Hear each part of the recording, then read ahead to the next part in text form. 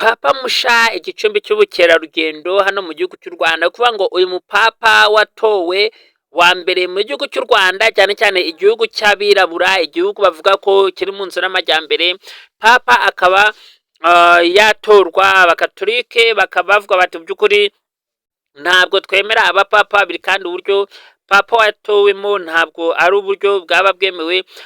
RDB yakagombye kuba yafata umwanya ikabasha kuba yatangira kwinjiza amafaranga binyuze kuri uyu mupapa, igatangira kuba yakora ibyo ari byo byose, akabasha kuba yatangira kwinjiza amafaranga. Utese byagenda bite kugira ngo uyu mupapa abashe kuba yatangira kwinjiriza leta akayabo k'amafaranga? Uko byatangira rero, uyu mupapa twabwiye ko bashobora kuba bamushira hariya mu Kinigi hafi n'ingagi, baza gusura ingagi nawe bakamwerekana bati dore wa mupapa watoye rwa mbere, wa mupapa watoye wa kabiri, akomoka mu gihugu cy'u Rwanda. Noneho bakamubaza amakuru, bakamubaza amateka, kandi uko bamubaza amateka akaba ariko amadolari, amadovize arimo yisukiranya. Ntabwo rero yakagombye kuba yicaye hariya mu rugo, kubera ko iyi nayo ni babyita kwihangira imirimo. Niba rero yarabonye umwanya wo kwihangira imirimo akavuga ati reka nihangire imirimo nanjye mbe papa, ntabwo abantu bakagombye kumutera amabuye, ntabwo abantu bakagombye kuba bamuteragirana, ahubwo RDB yafatiraho kugira ngo ibashe kuba yakwinjiza akayabo k'amafaranga, akayabo k'amadolari, kugira ngo nawe agire uruhare mu iterambere rw'igihugu cye, mu iterambere ry'akarere akomokamo. Ngaho rero mukomeze mugubwe neza, kandi ibyo mukora byose Imana ikomeze ibane namwe, turabakunda. Ni mu minsi yashize ubwo mwumvaga ko hatowe papa musha akomoka mu bakatolike hano mu gihugu cy'u Rwanda. Bwari ku nshuro ya mbere papa musha atowe mu gihugu cy'u Rwanda, cyangwa se muri Afurika y'abirabura, aho abazungu bibazaga bati mu by'ukuri ese papa agiye kuza akomoka mu gihugu cy'u Rwanda, cyane cyane dore ko iki gihugu cy'u Rwanda cyagiye gihanga udusha gisagurira amahoro ibindi bihugu nko muri Sudani, za Haiti. Rero uyu papa musha yabashije kuba yatorwa muri iki gihugu cy'u Rwanda mu ntangiriro z'uku kwezi gushize. ni ukuvuga ngo uyu papa musha yari yatowe n'itsinda ry'abakatolike ryitwa abatoranijwe. Rero iri tsinda ryari ryatoye uyu papa, ntabwo twavuga ko ryari ryatoye uyu papa, ahubwo iri tsinda ryatoye papa ryo ryavugaga ko mu by'ukuri impamvu batoye papa ari uko bashaka kuba batangaza ubutumwa, ugasanga Imana ibahaye ubuhanuzi, babugeza kwa padiri cyangwa se kwa papa, bikabanza byandikwa mu gitabo. Baravuga bati rero ibi ngibi ntabwo twashaka kuba twabikurikiza, ahubwo twebwe tugiye kuba twakwitorera papa ari we tuza tugezaho ibyifuzo byacu. Ni ukuvuga ngo aba bantu mu by'ukuri bari bafite icyifuzo cyiza, nuko babikoze nabi. Gusa ntabwo tuzi neza nimba uyu papa afite umugore cyangwa se umuryango. Ubusanzwe papa ava mu bakaridinari, bakamutora bakamwemeza. Rero ntabwo twibaza uburyo uyu papa musha watowe mu gihugu cy'u Rwanda, by'umwihariko muri Afurika iri munsi y'ubutayu bwa Sahara, sinibaza uburyo yaba yaratoye. Gusa ingaruka zikomeje kuba nyinshi ku bakristo batoye uyu mupapa, ndetse no ku muryango w'uyu mupapa, kubera ko abantu benshi bakomeje kuba baza gusura uyu mugabo, bibaza bati ese uyu mugabo ni muntu ki? Ese uyu mugabo yaba afite abamuhaye igitekerezo cyo kugira ngo nawe yiyamamaze aze kuba yatorwa nka papa? Igitangaje kuri ibi byose ni uko uyu mupapa yimitswe n'abagore. Abagore nibo bagiye bamuha inkoni y'ubushumba, bamwambika umusaraba, bamuha inkoni, bamuha Bibiliya ntagatifu. Baravuga bati wowe genda ube papa hano mu gihugu cy'u Rwanda, ubwo mu minsi iraza baraza kumuha izina ry'ubupapa. Mu gihe i Roma rero inama zakoranye, abakardinali mu Rwanda baraterana, abapadiri mu Rwanda baraterana, ndetse n'imiryango remezo yo mu Rwanda iraterana kugira ngo babashe kuba basibanganya ibimenyetso by'uyu mupapa musha wari umaze kuba yatorwa. Nyamara nubwo izi nama zakozwe ntabwo kuko abamutoye bagiye bagaragara mu mashusho rero, kandi bafite imiryango remezo bakomokamo. Rero aba bantu ntabwo borohewe kubera ko bamaze kuba babirukaho bababaza mu by'ukuri impamvu batoye papa wabo, uwo bise papa wabo musha, bababaza nimba batakiri abakatolike. Ni ukuvuga ngo bo bavuze ko ntabwo bavuye mu itorero katolika, ahubwo bazakomeza kuba abakatolike.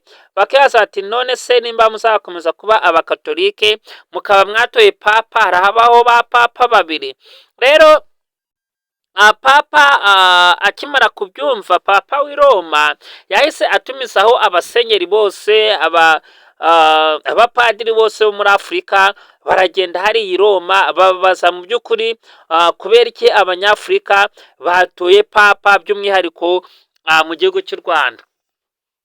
Ni ukuvuga ngo njyewe uko nabitekereje mu bushakashatsi bwakorewe muri Leta Zunze Ubumwe z'ibitekerezo byanjye, bwasanze by'ukuri uyu papa musha watowe yakagombye kuba igicumbi cy'ubukerarugendo, kubera ko uko nabitekereje yagombaga kuba yashakirwa icyumba hariya aho bita mu Kinigi. Yamara gushakirwa icyumba ari mu Kinigi, abazungu baza baraza gusura ingagi, RDB kavuga iti nyamara dufite n'umupapa hano mu gihugu cy'u Rwanda watowe, kugira umurebe azaza asiga amadolari 500. Ni ukuvuga ngo yakagombye kuba ari kubyazwa umusaruro aho kugira ngo agende abahungu. Ni ukuvuga ngo ahangaha n'undi mutungo twari twungutse, n'undi mutungo igihugu cyari cyungutse, kubera ko uyu papa musha watowe ashobora kwinjiriza igihugu amafaranga menshi cyane binyuze muri RDB, binyuze mu bukerarugendo. Abazungu bakaza bakava iwabo, bakava i Roma, ba papa bakuru bakava i Roma bakaza akavuga ati reka tuje kureba uwo mwene wacu, uwo mupapa. Ndetse n'aba bagore bamutoye n'iri tsinda ryamutoye bakaza kuba barishira hehe, barishira hano mu Kinigi, kugira ngo rije ryakira ba mukerarugendo, risobanure neza by'ukuri impamvu batoye papa.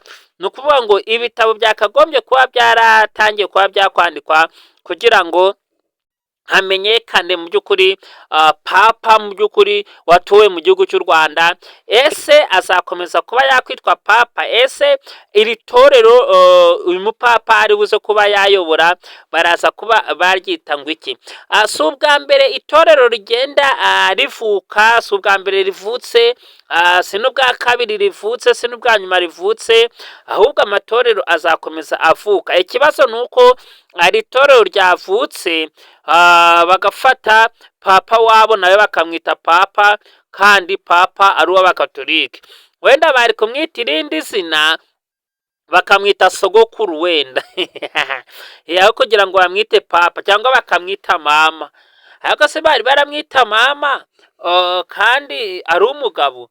Ntabwo nzi uko bari kumwita. Wenda ikosa bakoze nuko bamwise papa, wenda bamwita irindi zina nta zindi nkurikizi zari zirabaho. Bari bavuga bati ntabwo tukiri mu bakatolike ahubwo twahinduye. Rero aho aba bantu bamutoye babera akaga, bavuga ko batavuye mu itorero katolika ahubwo bakomeje kuba baba mu itorero katolika. Ntabwo rero ibi ngibi ari ibintu bisanzwe hano ku isi yose. Ni ukuvuga ngo u Rwanda nirwo rwonyine rwakoze amateka yo kuba rwakomokamo papa. Ibi ngibi rero bikaba bigiye kuzahesha u Rwanda amahirwe yo kuba rwasurwa cyane cyane dore ko abazungu bakunda byacitse. Abazungu bakunda ibintu bigezweho, ibintu birimo bitrenda. bakavuga ati reka tuje kureba uwo mupapa w'umwirabura.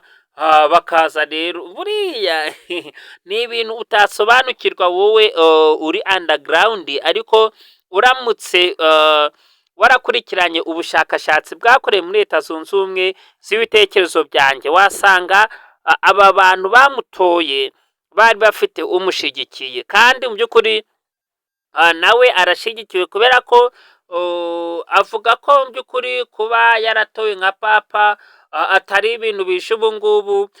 Anavuga ko Imana ariyo yari yarabimubwiye, yari yabwiye iti nzakugira umushumba, nzakugira rero nubona yemeye kuba yakwambikwa nka papa ntibigutungure, ntuvuge ngo ngarahubutse ngakoze sakirirego ngo ibi nakoze ngo ni amahano yahe.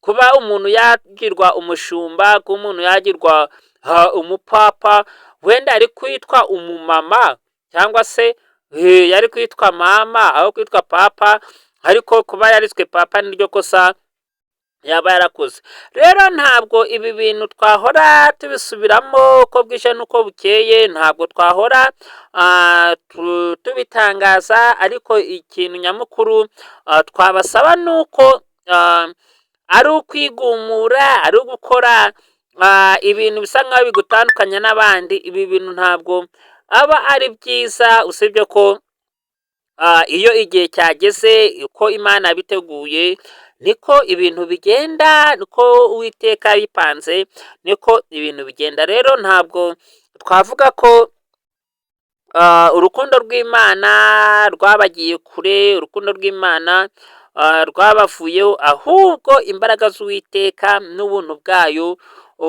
nibyo duhora dushingiraho tuvuga duti mu by'ukuri kuba yatorwa ntabwo aricyo kibazo, ahubwo abafite ikibazo nabatera comment. Nshuti bavandimwe turabakunda.